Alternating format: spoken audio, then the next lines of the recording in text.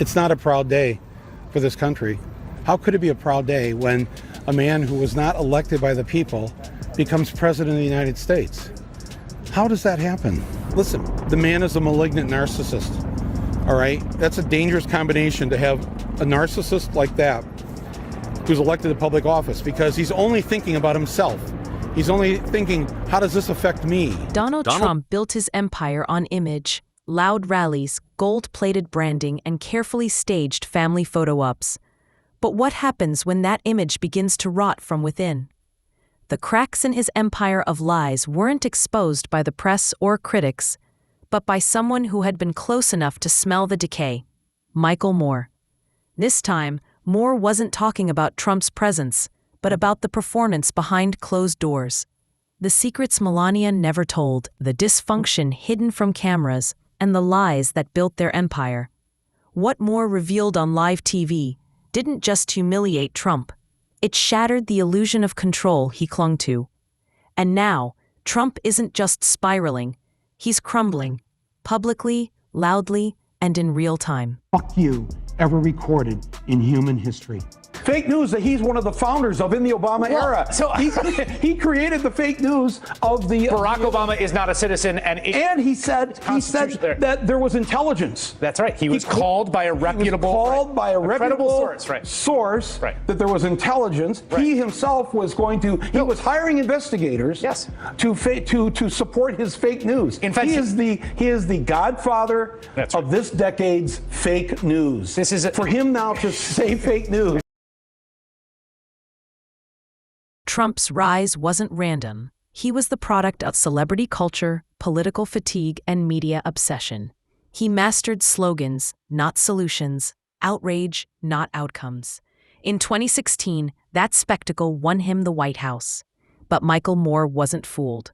Even before Trump took office, Moore warned the country this man wasn't a champion of the people, but proof of how easily they could be manipulated. From pushing false claims about President Obama's birthplace to promising manufacturing jobs while outsourcing his own merchandise overseas, Trump didn't rewrite the system. He exploited it. Moore, with brutal clarity, reminded America that the loudest man in the room isn't always the strongest. Sometimes he's just the most afraid. Because when he starts to cause harm to our fellow Americans, people are going to rise up. They're not going to take this. They're not going to take it from a guy that did not get a majority of the votes of the people of this country. So, and his thin skin, too, could be his undoing.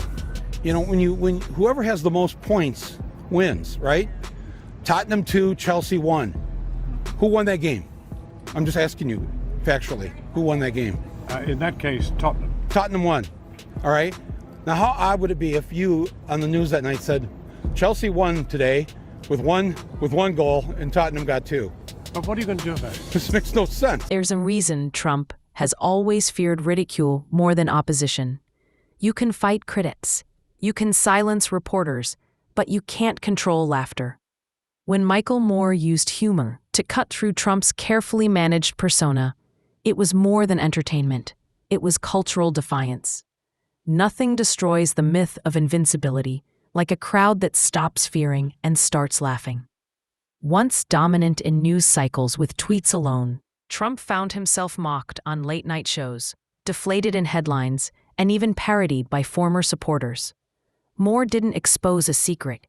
He exposed a pattern. Promises made and broken, healthcare plans that never came, walls that never finished, coal jobs that never returned. And through it all, Trump claimed success, even when the numbers told another story. Moore channeled the frustration of those left behind, not with bitterness, but with clarity. He spoke not as a partisan, but as an American tired of being lied to. Donald Trump is a big believer in capitalism and free enterprise and the sort of thing that's driven us into the ground, this belief that you could just do whatever you want and it doesn't matter who gets hurt by it. And I don't really see him changing, but I think he knows he's been on TV. He's a performance artist. He knows what to say and he knows how to make this appeal. You think it's BS? I think it's, well, please, I don't use that kind of language. But yes, I think. Megan, come on, I know this is the flagship show of Fox News. I just want to go on the record. Well, we all know that. I like the way you make me sound. Go on. It is. Trump didn't just blur the line between politics and entertainment, he erased it. Campaign rallies became WWE events. Press briefings felt like reality TV confessionals. Governing was treated like a set. Michael Moore warned that once the White House becomes a stage, democracy becomes a prop. And he was right. Facts became optional, loyalty transactional, and centuries-old institutions questioned with a single tweet. Even in a pandemic, while Americans died, Trump was busy rating his TV briefings. Moore's voice cut through. This wasn't leadership, it was broadcasting. Trump turned every crisis into a campaign, every enemy into a personal threat. Protesters were anarchists. Journalists were enemies of the people. Immigrants were rapists and invaders. Moore knew this chaos wasn't random. It was strategy. Keep the country in conflict, and no one asks about policy.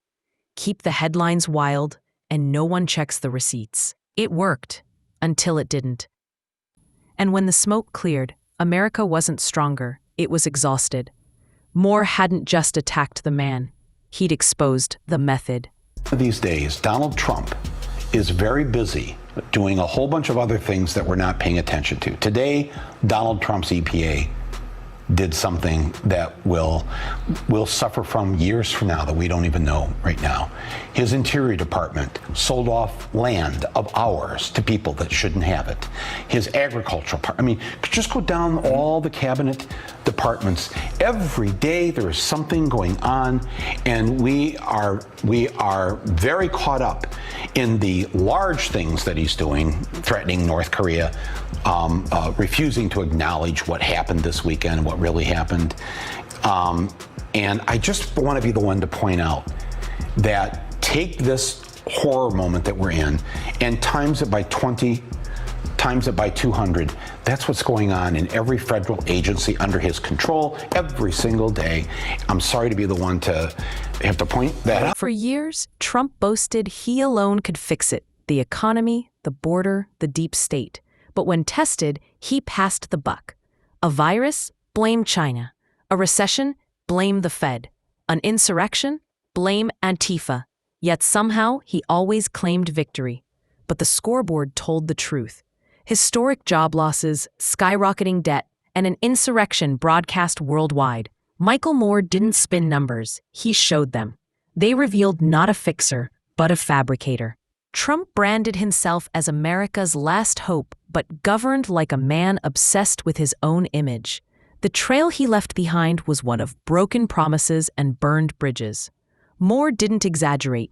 He simply connected the dots, and the picture was damning. They see that the elites who ruined their lives hate Trump. Corporate America hates Trump. Wall Street hates Trump. The career politicians hate Trump. The media hates Trump after they loved him and created him, and now hate him. Thank you, media. The enemy of my enemy. Yes, right. But you and I know, because we've known Trump for how many umpteen years. I've been on shows with Trump back in the 90s. I mean, this is a guy who did support Planned Parenthood, who was for gay rights, who you know, he was a big blowhard and he wanted his name on everything, but he also put the ice skating rink back in Central Park. Right. So you know, he's not what he's made himself out to be to these people who voted for him. So then couldn't a guy like you get behind him? No, his problem is going to be when he tries to walk back all the crazy stuff that he said. What's going to happen to all the people who voted for that crazy stuff? You think they're going to abandon Trump?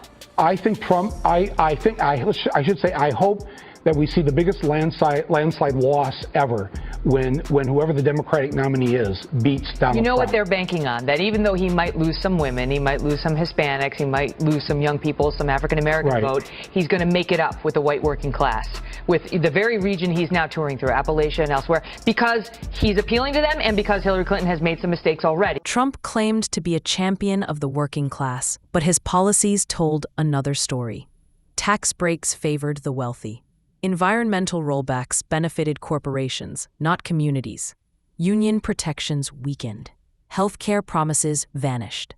Michael Moore, a lifelong advocate for the working poor, called it out every step of the way. He reminded Americans that Trump's gilded tower wasn't built by struggling factory workers. It was built on them. The man in the hard hat was a prop, and the billionaire behind the podium was never on their side. By the end of Trump's term, the myth had begun to collapse. Allies jumped ship. Cabinet members resigned. Even loyal media outlets started hedging. But Trump didn't retreat. He doubled down, pushing election lies that fueled an insurrection and demanding loyalty over law. Moore kept the spotlight on the real danger: the erosion of truth, the normalization of extremism, and the creeping sense that this wasn't politics anymore. It was something darker. His voice became a warning flare. When one man demands absolute loyalty, punishes dissent, and denies reality, democracy is already at the edge. None of what he said was true, but that didn't matter. He knew how to communicate to the American public. He knew how to tell them what they wanted to hear. He went all over Wisconsin the last week saying, I'm gonna make you all rich. I'm gonna make you all rich. You're gonna make you all rich. Well, geez, who wouldn't like to hear that, right? Right, ma'am, how do I look tonight? How do I look? What would you say? Amazing, thank you. I don't know whether that's true or not, but it really made me feel good. And that's how he worked, right? He knew how to do it because he was a TV star. He was already a beloved American TV star. Do you realize in the first year, I'm talking about The Apprentice, by the way, the looks on your face, you know. He was the host of a show called The Apprentice. How many people in here watched The Apprentice every week when Donald Trump was on? Can I see a show of 1, 2, 3, 4 in the balcony? Oh my God. You realize that his first year on the air, on some of those shows, that first season, he had over 40 million viewers. Last week on TV, the largest rated show was America's Got Talent. Not ironically titled, by the way. It's a real show. It had 13.1 million viewers. He had 40 million people watching this. And I realized, I guess this isn't that crowd. But I want to tell you, in between the Hudson River and La Cienega Boulevard,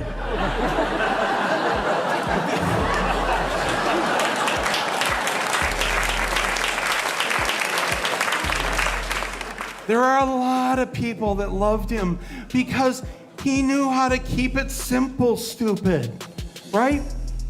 Michael Moore once said, "The worst thing about Trump isn't Trump, it's how many Americans were willing to follow him." That was the heart of the horror story. Millions weren't duped. They were delighted by the racism, cruelty, and chaos.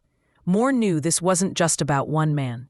It was about a sickness in the system, decades in the making.